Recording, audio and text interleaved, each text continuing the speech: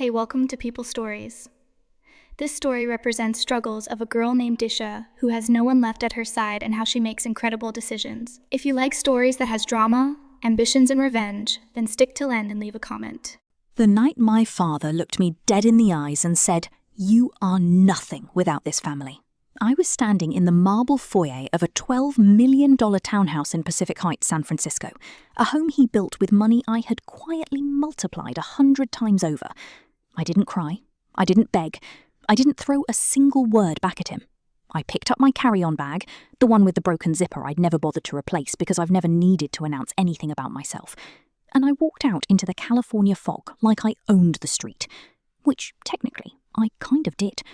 What my father didn't know, what not one person inside that house knew, was that I had been waiting for this exact moment for 3 years.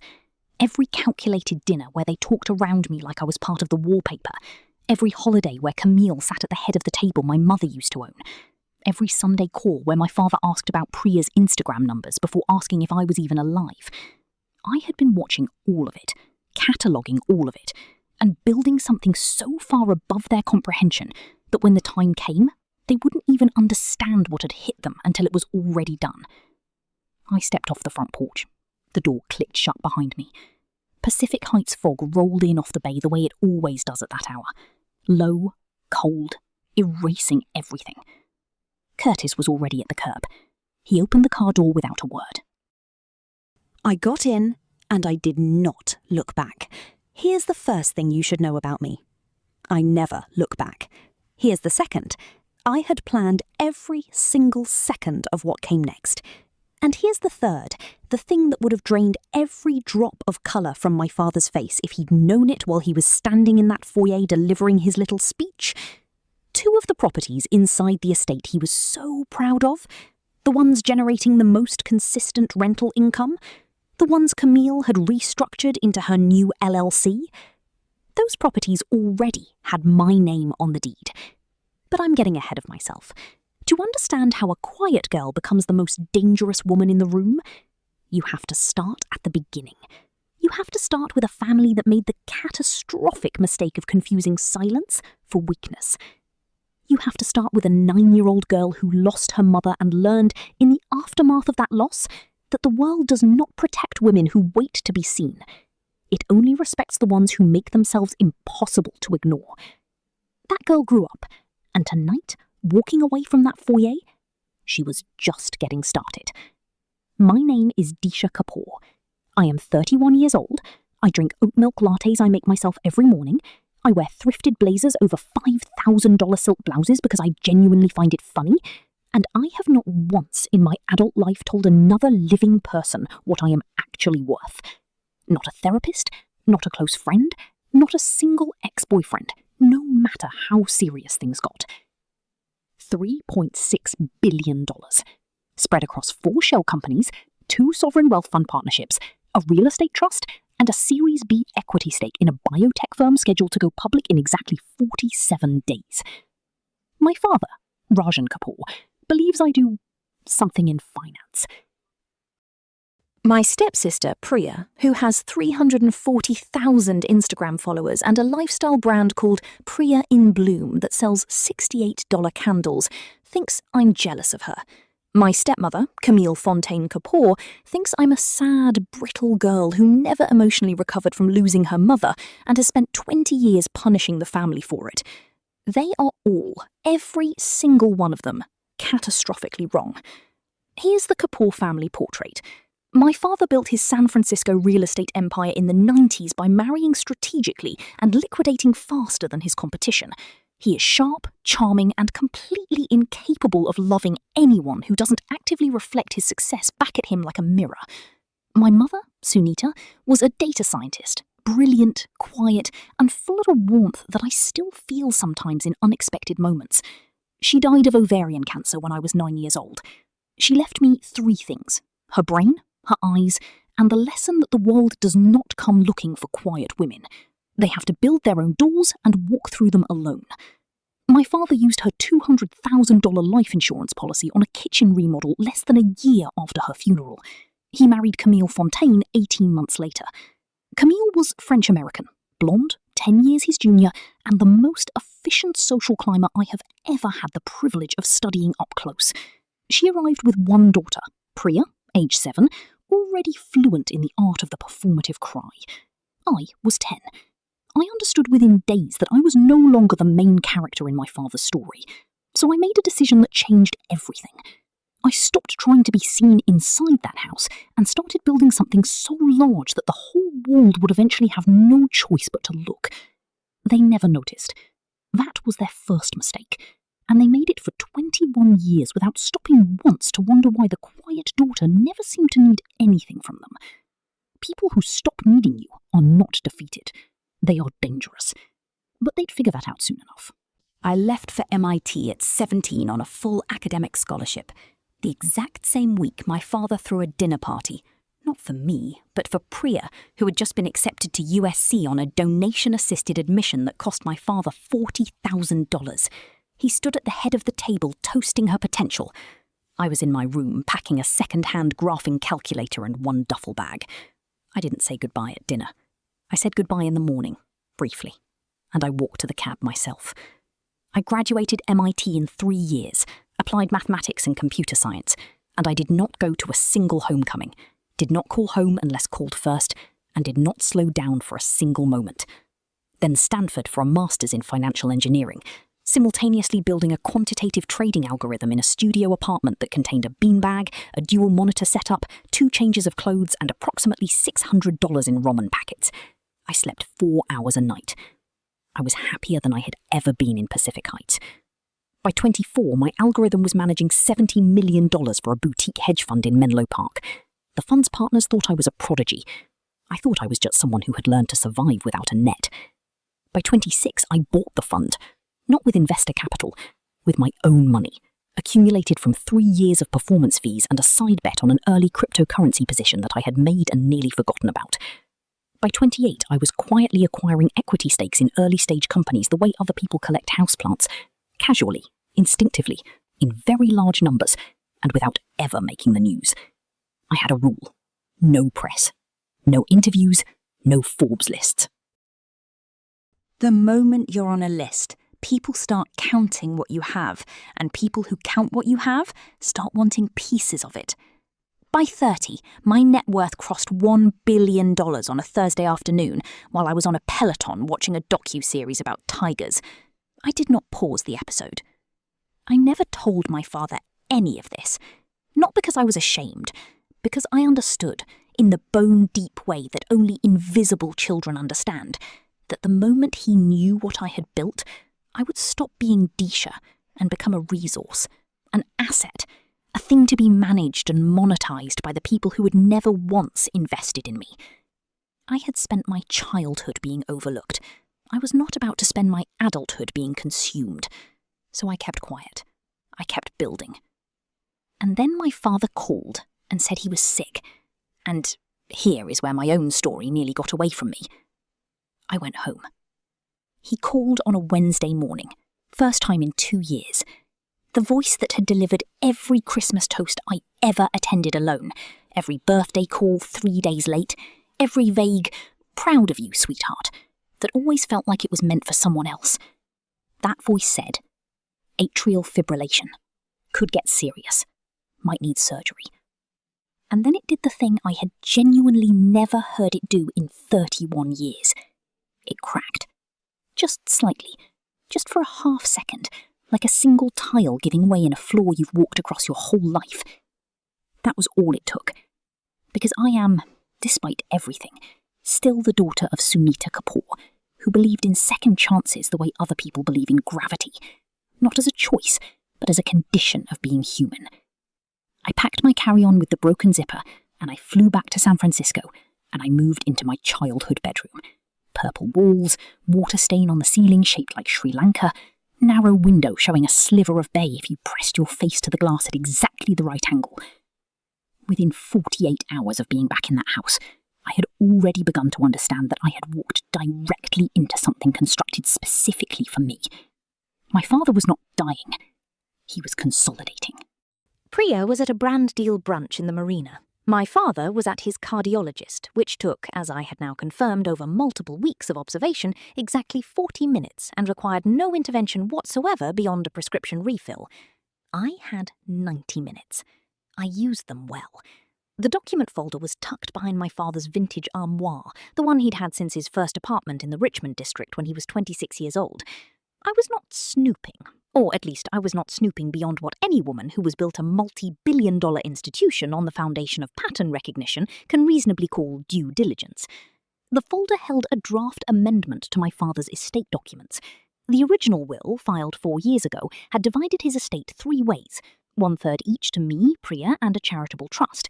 The amendment was dated exactly 6 weeks before his phone call. My name had been erased. Everything went to Priya and Camille. The charitable trust had been dissolved and redirected into a private family foundation that Camille controlled exclusively. I stood in that study and I held those papers and I felt something settle inside me. Not heartbreak. I was years past heartbreak where this family was concerned. What I felt was clarity. Cold, clean, high-resolution clarity. They had called me home to be a prop. My presence in the house, dutiful daughter, concerned sister, worried about Daddy's health, made the family look stable and unified and above reproach. If the estate restructuring were ever challenged, a lawyer would look at the timeline and see that I had been here, in residence, included in the daily life of the family for months. It would be nearly impossible to argue that I had been deliberately excluded. I had been set-dressed into their inheritance scheme. I was the warm body that gave their fraud a human face. I put the papers back, smoothed the folder, breathed. And then I found the second document. And that one made my hands go completely still for the first time in years. The second document in that folder was a prenuptial agreement addendum, signed 3 months ago by both my father and Camille.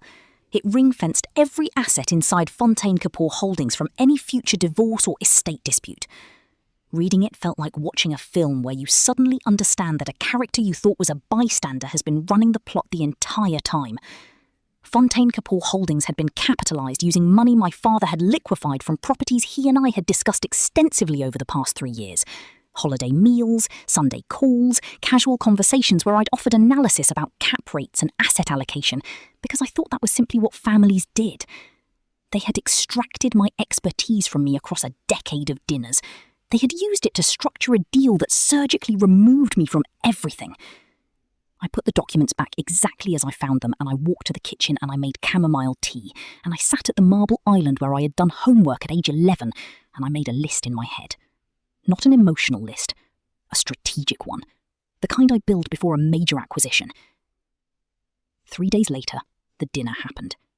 Camille to my father's right, Priya to his left. Me at the far end of the table like a punctuation mark nobody remembered needing. Nobody spoke to me for 22 minutes. I counted, because that is simply how my brain works. Then my father set down his fork, looked at me with an expression of practiced reasonableness, and said that for the sake of family harmony, it might be best if I found my own place in the city. Priya needed room to grow her brand operations from the house. The current setup was not working for anyone. He said, "You're nothing without this family to come back to, but you'll be fine." Camille gave me a smile that could have been used as a structural component. Priya stared at her plate. And that detail, the plate staring, was the one that cost her more in my accounting than anything else she'd done. I put my napkin on the table. I looked at my father. I said, "Okay, Daddy." 2 words. I went upstairs, packed my bag, called Curtis, and walked out the front door. The clock, which had already been running for 3 years, just shifted into a different gear entirely. Curtis had the car at the curb before I reached the bottom step. He opened the door without a word. I got in and opened my laptop before we cleared the first intersection. 47 days to the biotech IPO, 12 days to a board meeting, 3 companies in active acquisition review. I had work to do, and work has always been the thing that keeps my hands from doing anything more satisfying and considerably less productive. I checked into the Four Seasons on Market Street, ordered a club sandwich and still water, and sat cross-legged on a $900 mattress looking at photos I had taken of every document in that armoire folder before replacing them. But I want to tell you about something I've been holding back. The armoire folder was not the only thing I had found that week.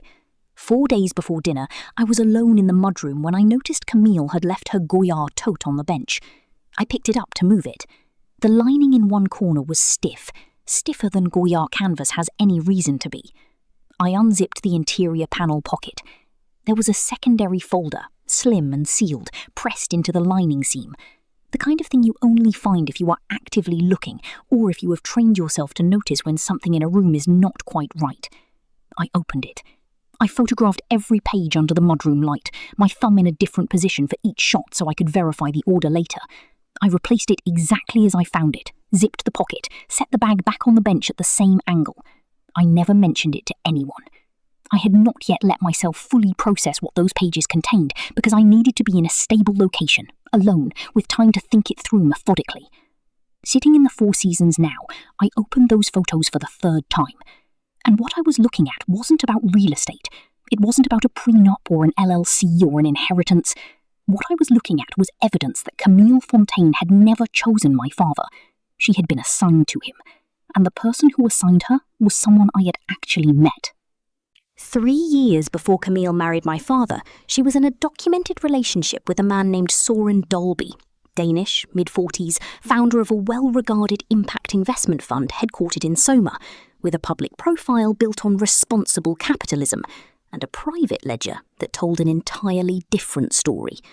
The folder from Camille's lining contained 4 documents: a signed NDA between Camille and Soren, dated 4 years ago, a personal wire transfer record showing $340,000 moved from a Soren-linked entity into a shell account bearing Camille's initials in the months before she met my father at a charity auction in Tiburon, a retainer agreement for a private investigator who had been used to research Rajan Kapoor's asset structure, his social habits, his relationship history, and his specific emotional vulnerabilities, and a handwritten letter from Camille to Soren, written on cream stationery in her sharp, looping cursive, dated 8 months after the Kapoor wedding. I have read it so many times that it lives word for word in the part of my memory that keeps things I cannot afford to misremember. The relevant line? The plan is working better than I expected. R is generous beyond reason.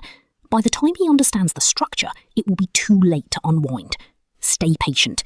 Your return on this is guaranteed. Camille had been installed. That was the only accurate word.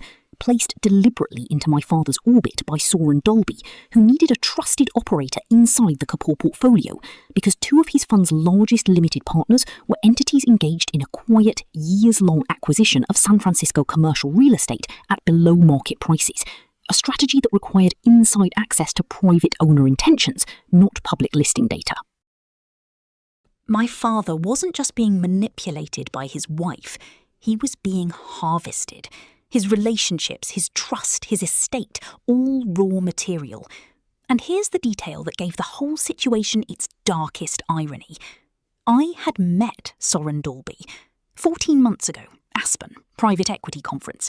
He hadn't known who I was because I attended under my holding company name. We talked 20 minutes about SF cap rates. He mentioned casually that he had a domestic position in the Pacific Heights market about to mature. I hadn't understood what he meant. I understood now. I called my attorney, Patrice Holloway, at 11:30 that night. She picked up on the second ring. I told her what I had. She said, "Give me 72 hours. I said, "You have 48. She said, "Obviously," and hung up. The next 18 days were the most deliberately quiet I have ever been in my adult life, which is saying something for a woman who built her entire career on strategic invisibility. I went to my board meetings, I took my calls, I signed my term sheets. I had coffee with 3 founders whose companies I was considering, dinner with 2 LPs, and one very specific conversation with a forensic accountant named Bo Saxton, whom I had used twice previously on acquisition deals with complicated ownership histories. Bo has soft features and a slow blink, and always seems to be about a half beat behind the pace of the conversation. He deploys this the same way I deploy my thrifted blazers, as a deliberate misdirect. Nobody in any room has ever correctly identified Bo Saxton as the most dangerous person present. He always is. I gave him Soren Dolby's fund structure, the wire transfer records, and 20 minutes of verbal context. I said, "Find every pressure point, every irregularity, every place where the story told externally doesn't match the ledger internally. He called me back in 6 days with an 11-page document. I read the first 3 pages and set down my coffee. I finished the remaining 8 pages standing up because sitting felt wrong for what I was reading.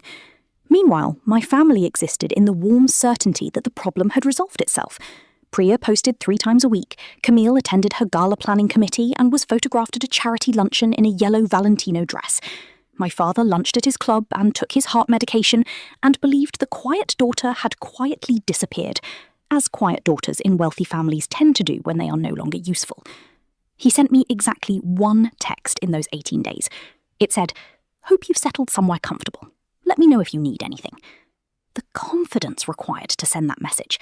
I screenshotted it and pinned it to the mental folder I was building titled Evidence That They Never Knew Me at All. On day 19, I made my first visible move. Patrice sent a certified letter to Rajan Kapoor, personally addressed at the Pacific Heights townhouse. Courteous, precise, and constructed to land like a controlled demolition. It informed him that the beneficial ownership of 2 properties, 2247 Broadway Street and the Vallejo Street commercial building, had transferred 14 months prior to the Disha Kapoor Living Trust, with recorded deed transfers attached. It further noted that rental income collected on both properties by Fontaine Kapoor Holdings over the intervening period constituted unauthorized collection of trust assets, and requested formal accounting and restitution within 30 days. I know he called Camille before he finished reading page 2, because Priya called me 41 minutes later. First time she dialed my number in 3 months. "Disha, what is this? Dad is freaking out." I said, "Tell Dad to have his attorney call Patrice." She said, "Are you serious?" I said, "Completely. How's the candle business?" She hung up. Good. I needed them reactive. Reactive people make the mistakes that patient people have been waiting for. Those 11 pages contained 3 findings. First, Soren Dalby's fund had commingled investor capital with personal expenditures in a pattern that a generous reader would call creative accounting and an accurate reader would call fraud. Second, the $340,000 wire to Camille, the one funding her domestic placement inside the Kapoor family, had not come from Soren's personal account. It had come from LP Capital, meaning his limited partners, people who had invested in an impact fund believing their money was going toward responsible ventures, had unknowingly financed the strategic romantic infiltration of a San Francisco real estate family. Third, and this is the one that made me stand up while reading, Soren had filed fraudulent K-1 tax documents for 2 consecutive fiscal years, in patterns that were going to be deeply interesting to the Securities and Exchange Commission, and potentially the Internal Revenue Service. Patrice packaged Beau's findings with a referral to a securities attorney, and a formal, documented submission to the relevant regulatory body. No press release, no anonymous tip, no drama. Just a quiet, meticulous, airtight referral that would initiate a formal inquiry through the proper channels, the kind that cannot be dismissed or negotiated away because it arrives with 11 pages of documented evidence attached. Soren Dalby's fund was frozen for investigation 41 days after I checked into the Four Seasons. He resigned from his own board 43 days after that. His name disappeared from his fund's website within the week. And Camille? I want you to understand what happened to Camille. Because of all the outcomes in this story, hers is the one I spent the most time designing, and it is the most precise. She didn't go to prison. She didn't get exposed in a newspaper. What happened to Camille was worse than both of those things, in the specific way that certain outcomes are worse for certain people. Patrice introduced the handwritten letter, the wire transfer record, and the NDA into the legal record of the estate restructuring dispute. Not in a criminal proceeding, but in a civil one, in front of my father's attorney, his financial advisor, and anyone who chose to pull the public file. My father is a man built from reputation. He sits on 2 non-profit boards. He is a person who believes he understands the difference between people who are trustworthy and people who are not. The realization that he had been strategically selected, systematically charmed, and economically harvested by a woman he had given his name to, I cannot fully account for what that did to him privately. I know what it did publicly. Within 3 weeks, Camille had retained separate counsel. The Fontaine-Kapoor Holdings amendment to the estate was voided. My father's original attorney withdrew from representing the revision and advised him to seek independent counsel immediately. The gala Camille had been co-chairing was quietly reassigned to another co-chair, and just like that, the architecture of the last 7 years of my father's life began to come apart at every joint, all at once, without a single act of violence or a single raised voice from me. But there was still Priya, and this required more from me than any legal filing, any forensic accounting, any conversation with any attorney. Because Priya is not Camille. Priya is 28 years old and has never once in her life been asked to be genuinely excellent at anything, because the people who loved her lazily, giving her everything she wanted and protecting her from every consequence of not having earned it. She is not calculating. She is not strategic. She is the product of a specific kind of parental failure that produces adults who are not evil, but who are dangerously comfortable with looking away when looking away is convenient. She had stared at her plate at that dinner table because some part of her, the part underneath the performance, underneath the brand deal brunches and the curated content and the $68 candles, knew that what was happening was wrong. And she hadn't said a word. I had been furious about the plate staring for months, and then, somewhere around day 30 of all this, I stopped being furious. I called her myself. No attorney, no document, no intermediary. My personal cell on a Wednesday morning. Can we meet? Just us? She went so quiet I thought the call had dropped. Then she said, "Okay." We sat at a cafe in Hayes Valley, neutral ground, 6 miles from Pacific Heights fog. She looked the way people look when the genre of their life has suddenly shifted without warning and they don't know their lines anymore. She sat across from me with a cappuccino she never touched and said, "Did you know? This whole time, did you know?" I said, "I knew about my money. I didn't know about Soren until I came home." She looked out the window. She said, "She told Dad you were jealous of me, that you had always had a chip on your shoulder about the family." I said, "I know she did." She said, "I believed her." I said, "I know that too." And then she cried. Not the kind she performed as a 7-year-old, not the kind designed to produce a specific result, the kind that costs something. She said, "I'm so sorry, Disha. I'm genuinely so sorry." I handed her a napkin. I said, "I know." We sat there for 2 hours. I told her everything. MIT, the algorithm, the fund purchase, the biotech stake, the number. Watched her face move through shock, then disbelief, then something that surprised me completely. Genuine pride. Not competitive, not performative. Real. She said, $3.6 billion. Not a question. A reckoning. I said, "Give or take, depending on the quarter." She said my name. The biotech IPO hit on day 47, exactly as the models had predicted. Opened at $42 per share, closed the first trading day at 68. My stake, accumulated at $1.40 per share across 3 patient years of quiet acquisition, was worth approximately $4.1 billion at market close on a Friday afternoon in October. I watched the ticker from my converted working suite at the Four Seasons. I had taken a 2-room suite by then, turned the second room into an office because I think more clearly when I'm not inside a building that has grief attached to its walls. And I felt something move through my chest, the way a key moves through a lock. Not triumph, something quieter.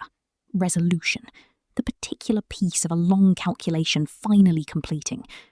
My father called that evening. His voice, on my personal cell, no intermediary.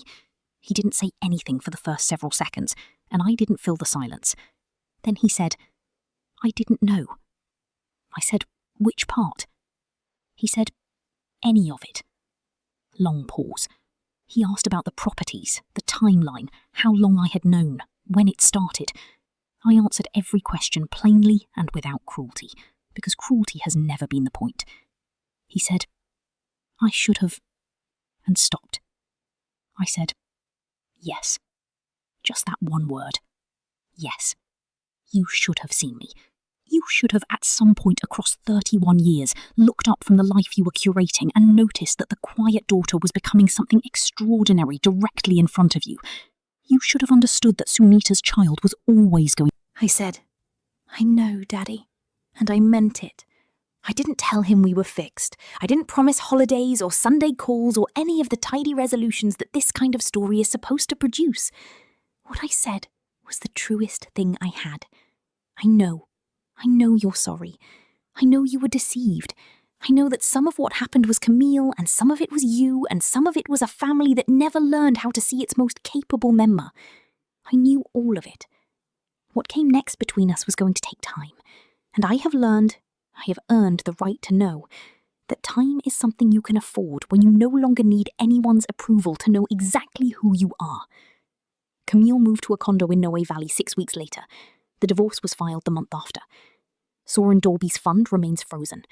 Priya restructured her business with an actual consultant and texts me memes on a roughly bi-weekly schedule, which is the most authentic gesture of connection she knows how to make. I bought a glass house on a hill in Sausalito, with a full view of the bay and the bridge and the city I had conquered, without making a single headline. I got a rescue greyhound and named him after a differential equation. I hung one painting above the fireplace, a small oil of the California coastline that my mother had made at 22, which I had kept in a climate-controlled storage unit for years, specifically to protect it from people who might not understand its value. Some mornings I sit with my latte and look at that painting, and I hear my father's voice. You are nothing without this family. And I think about all the ways he was wrong. And one way he was accidentally, completely right. I am nothing without this family. I am not who I am without a mother who gave me her mind, and an absence that taught me to build my own world inside silence. I am not who I am without a father who rendered me invisible, and a stepmother who underestimated me, and a sister who eventually, imperfectly, chose to look up. I am the sum of all of it. The grief and the grit and the silence and the math and the billion-dollar patience. They called me nothing. I let them believe it. I let them believe it right up until the moment it served me to be everything. That is not revenge. That is not even justice, exactly. That is the story of a woman who learned, very early and very quietly, that the most powerful move in any room is the one nobody sees coming. They never saw me coming. They should have.